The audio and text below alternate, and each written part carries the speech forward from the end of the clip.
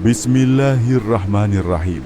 Teman-teman yang dirahmati oleh Allah Subhanahu wa Ta'ala, pada kesempatan kali ini kita akan masuk pada pembahasan nama-nama dan nasab Nabi. Sebagai referensi kita gunakan kitab Al-Fusul fi Siratir Rasul karya Al-Hafiz Al-Imam Ibnu Katsir rahimahullah ta'ala.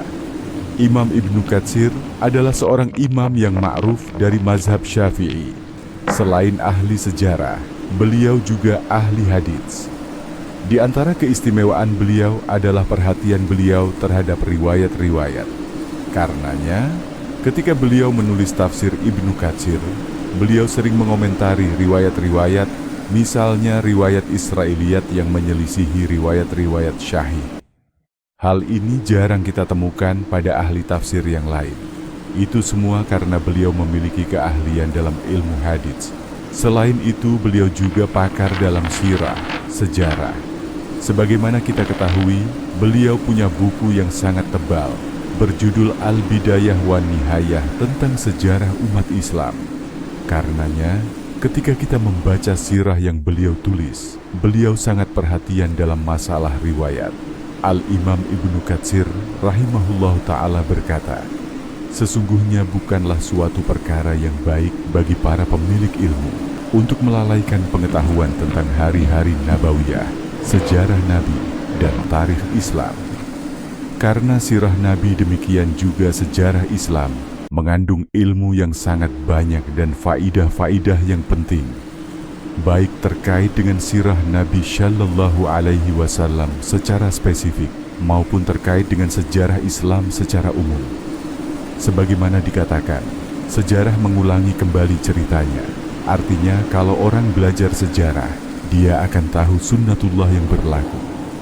Biasanya, kalau manusia begini, maka akibatnya begini. Dengan belajar sirah, belajar tarikh, dia mengetahui kebiasaan-kebiasaan manusia, sehingga seakan-akan sejarah mengulangi lagi dirinya. Faidah tentang sirah sangat banyak, dan faidah tentang tarikh juga sangat-sangat banyak. Kita akan membaca tentang bagaimana perjuangan orang-orang terdahulu, bagaimana kesabaran mereka, bagaimana ibadah mereka. Sampai dikatakan, jika seorang ingin lebih semangat untuk beribadah, lebih bertakwa, bacalah sejarah orang-orang terdahulu, sehingga dia tahu dirinya sangat rendah dibandingkan dengan mereka. Dengan begitu, dia selamat dari penyakit ujub, dan dia pun termotivasi untuk bisa beramal saleh, lebih giat lagi ketika membaca sejarah orang-orang hebat. Intinya, faidah sirah dan tarikh sangat banyak.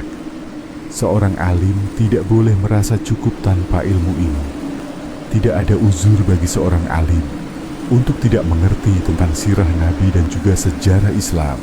Maka Ibnu Katsir ingin membuat suatu tazkirah, yaitu tulisan ringkas untuk mengingatkan hal ini. Tujuannya supaya menjadi muqaddimah, pengantar atau madkhal, pintu masuk, agar seseorang bisa membahas lebih panjang lebar lagi.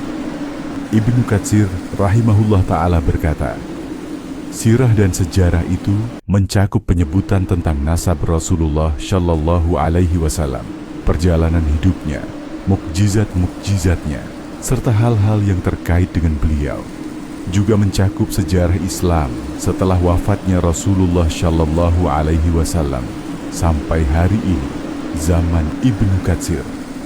Insya Allah ta'ala, aku akan sampaikan perkara-perkara penting yang dibutuhkan oleh seorang yang ingin membahas ilmu ini, namun secara ringkas. Jadi kitab Al-Fusul fi Siratir Rasul ini ringkas, tidak detail. Karena buku-buku sirah yang detail sudah banyak, seperti sirah Ibnu Hisham. Beliau, Ibnu Katsir, membuka pembahasan pertama tentang zikru nasabihi Shallallahu Alaihi Wasallam, yaitu nasab Nabi Shallallahu Alaihi Wasallam. Pembahasan yang mencakup nama dan nasab Nabi Shallallahu Alaihi Wasallam. Ibnu Katsir berkata, Nabi Muhammad Shallallahu Alaihi Wasallam adalah Sayyidu Waladi Adam, pemimpin seluruh anak Adam. Sebagaimana dalam hadits syahih, Ana Sayyidu Waladi Adam, Yaumal Qiyamati wala fakhr. Aku adalah pemimpin seluruh anak Adam pada hari kiamat kelak, dan aku tidak sombong. Kunyah Nabi adalah Abul Qasim, karena anak beliau yang paling tua bernama Al-Qasim. Kita tahu, Rasul Shallallahu Alaihi Wasallam memiliki beberapa anak, di antaranya Al-Qasim, Abdullah, kemudian anak-anak perempuan beliau ada 4, Zainab, Ruqayyah, Ummu Kulsum, Fatimah. Lalu anak laki-laki yang terakhir adalah Ibrahim.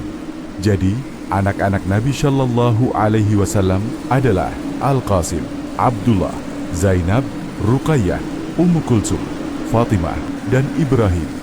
Al-Qasim dan Abdullah adalah anak-anak laki Nabi Muhammad Shallallahu Alaihi Wasallam yang berasal dari istri beliau Khadijah radhiyallahu anha. Demikian pula anak-anak perempuan beliau, Zainab, Ruqayyah, Ummu Kulsum, dan Fatimah, semuanya dari Khadijah. Adapun Ibrahim berasal dari budak beliau Maria Al-Qibtiyah, budak yang dihadiahkan oleh Al-Muqawqis, penguasa Mesir, kepada Nabi Shallallahu Alaihi Wasallam. Nabi menggaulinya, kemudian lahirlah Ibrahim. Al-Qasim dan Abdullah wafat sebelum Nabi diangkat menjadi seorang Nabi, sehingga mereka tidak mendapati masa kenabian Rasulullah Shallallahu Alaihi Wasallam. Karena Al-Qasim adalah anak tertua Nabi, maka Nabi diberi kunyah Abul Qasim. Nama-nama Nabi adalah Muhammad dan Ahmad, juga Al-Maha yang menghapus, Al-Hashir yang mengumpulkan manusia, Al-Aqib yang terakhir tidak ada Nabi setelahnya, Al-Muqaf, An-Nabiyur Rahmah, Nabi yang membawa rahmat, An-Nabiyyut Taubah, Nabi yang membuka pintu tobat, dan An-Nabiyyul Malhamah, Nabi yang menghadapi peperangan. Nama-nama ini disebut oleh Ibnu Katsir rahimahullah ta'ala. Nama-nama Nabi Shallallahu Alaihi Wasallam dapat dibagi menjadi 2. Nama khusus yang hanya dimiliki oleh Nabi Muhammad Shallallahu Alaihi Wasallam. Misalnya, Muhammad, Ahmad, Al-Maha, Al-Hashir, Al-Aqib, Al-Muqaf, An-Nabiyur Rahmah, An-Nabiyyut Taubah, An-Nabiyul Malhamah. Nama yang berasal dari sifat yang lebih umum, yang juga bisa dimiliki oleh nabi-nabi lain. Misalnya, Al-Bashir, pemberi kabar gembira, An-Nadzir, pemberi peringatan, Abdullah, hamba Allah, Rasulullah. Nama-nama ini bukan khusus untuk Nabi Muhammad saja, karena nabi-nabi sebelumnya juga disebut dengan sifat-sifat tersebut. Contohnya Al-Bashir dan An-Nadzir. Bukan hanya Nabi Muhammad yang memberi kabar gembira dan peringatan, tapi nabi-nabi sebelumnya juga melakukannya. Abdullah juga dipakai untuk Nabi Isa alaihi salam. Isa ibnu Maryam, Abdullah wa Rasuluh. Isa bin Maryam, hamba Allah dan Rasulnya. Apa makna nama-nama nabi tersebut? Kita mulai dari Muhammad. Muhammad berasal dari kata Hamada yuhammidu tahmidan, yaitu orang yang sering dipuji, orang yang sangat terpuji. Ada 2 istilah yang mirip.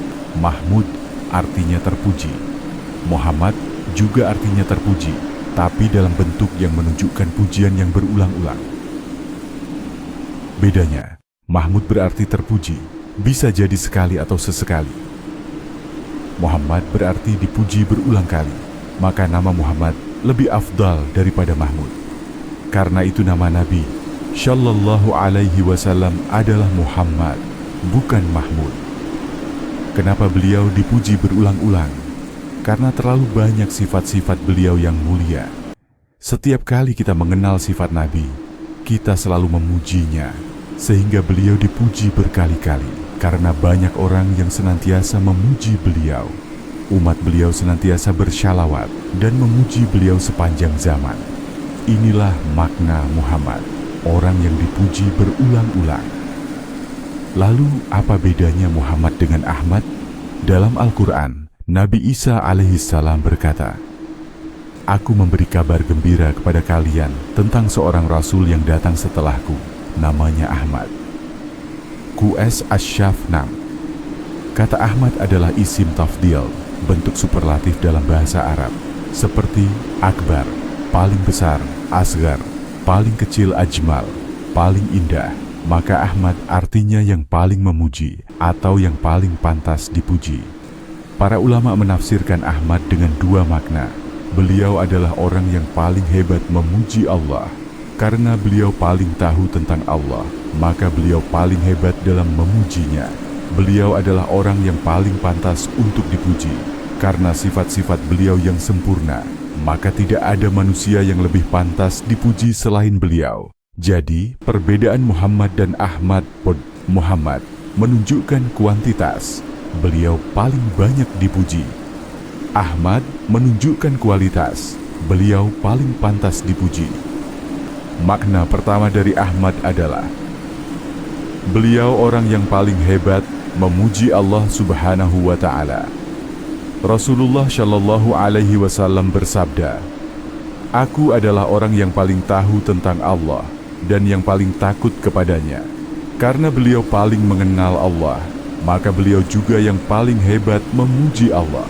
Namun meskipun beliau sudah sangat banyak dan hebat memuji Allah, Nabi Shallallahu Alaihi Wasallam tetap mengakui bahwa beliau belum mampu memuji Allah sebagaimana mestinya.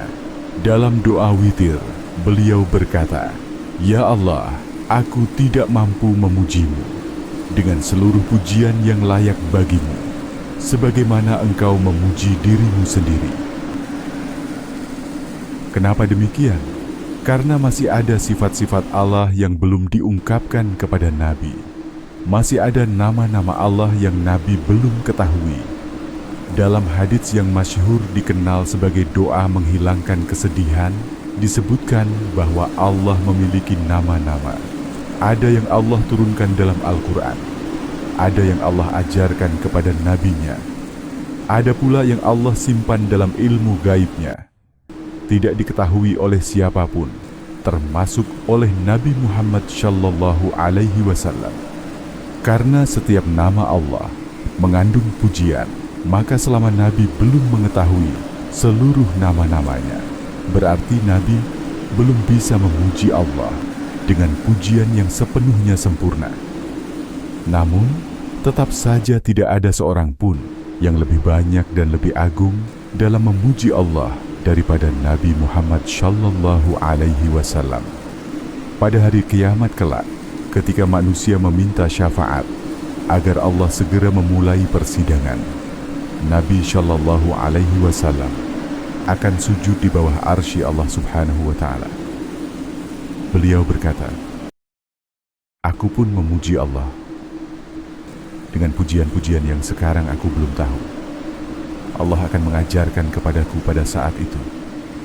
Artinya, di akhirat kelak Allah akan membukakan kepada Nabi Shallallahu Alaihi Wasallam pujian-pujian baru yang sebelumnya belum beliau ketahui. Meskipun demikian, Nabi tetaplah orang yang paling banyak memuji Allah karena beliau paling mengenalnya. Semakin seseorang mengenal nama-nama Allah dan sifat-sifatnya, semakin agung pula pujiannya kepada Allah. Inilah makna pertama dari Ahmad, orang yang paling banyak dan agung memuji Allah. Adapun makna kedua dari Ahmad adalah beliau adalah orang yang paling pantas untuk dipuji. Maka para ulama mengatakan, Muhammad menunjukkan kuantitas, beliau adalah orang yang paling banyak dipuji. Ahmad menunjukkan kualitas, beliau adalah orang yang paling pantas dipuji dengan pujian terbaik. Dengan demikian, jelaslah bedanya Muhammad dan Ahmad, meskipun keduanya sama-sama berasal dari akar kata ham, pujian. Selanjutnya nama Nabi Shallallahu Alaihi Wasallam adalah Al-Mahai. Apa maknanya? Al-Mahai artinya yang menghapus, yaitu menghapus kekufuran. Nabi Shallallahu Alaihi Wasallam bersabda, "Al-Mahahi adalah aku yang dengan perantaraanku Allah menghapus kekufuran." Memang, setiap nabi diutus untuk menghapus kekufuran.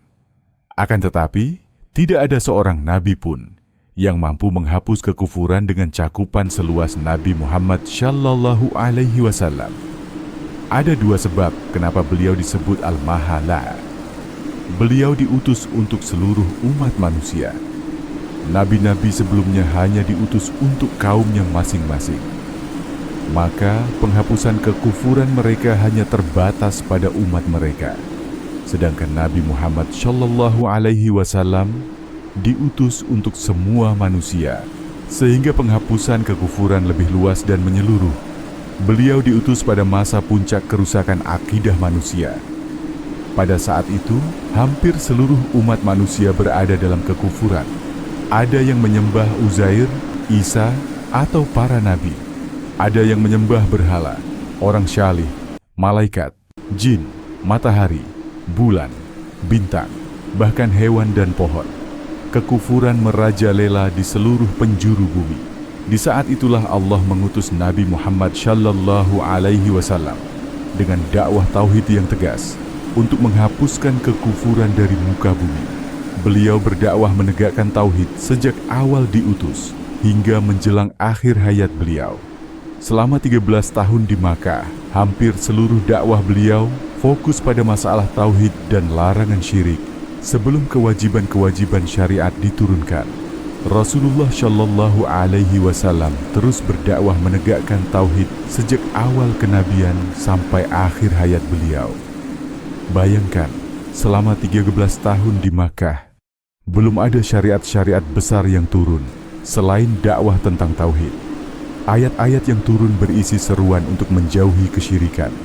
Di antaranya firman Allah, Ya ayyuhal muddathir, qum fa'anzir, wa rabbaka fakabbir, wa rujza fahjur. Wahai orang yang berselimut, bangunlah, lalu berilah peringatan. Agungkanlah Tuhanmu, dan berhala-berhala itu jauhilah. Surah Al-Muddathir ayat 1-5. Jadi, sejak awal hingga akhir, dakwah Nabi Shallallahu Alaihi Wasallam selalu fokus pada tauhid. Bahkan menjelang wafatnya pun, beliau masih memperingatkan umatnya tentang bahaya syirik. Beliau bersabda, Laknat Allah atas orang-orang Yahudi dan Nasrani, karena mereka menjadikan kuburan nabi-nabi mereka sebagai masjid. Dan beliau juga berdoa, Ya Allah, jangan jadikan kuburanku sebagai berhala yang disembah.